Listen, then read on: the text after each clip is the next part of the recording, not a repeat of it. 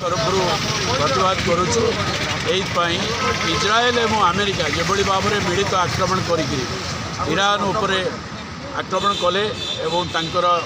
शीर्ष नेता को हत्या कले आम तार घोर निंदा करुचु। ट्रंप ऑलरेडी कहछन जे मु हत्या करिछि से मते मारिया पूर्व मु हत्या करिछि यह एक निंदनीय घटना एवं तुरंत कूटनैतिक भाव में आलोचना करके युद्ध को बंद करा जाओ एवं जदि न बंद करा जाए मिलित जातिसंघ में प्रस्ताव आणिक युद्ध को बंद करा जाओ नचेत सारा विश्व में जोभली भाव में घनघटा घटाऊँच तैल संपद उपर आखि रखिकी अमेरिका ताकू कब्जा करने को चाहूँगी ता हेब ना। इज्राएल जोभली भाव में अमेरिका को चाटुकारिता करुच्ची आम निंदा करुचु। तो टोटाली प्रबल सारा विश्व में युद्ध नुहे आम शांति चाहूँ एवं ईरान उपर अमानवीय भाव में जो आक्रमण करुँच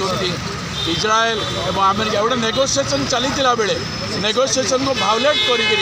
अमेरिका एपिस्टन मामला को लुचेवाई ये जो आक्रमण करुँच आम निंदा करुँ एकछत्रवाद नीति इज्राएल आउ अमेरिकार चलिब ना।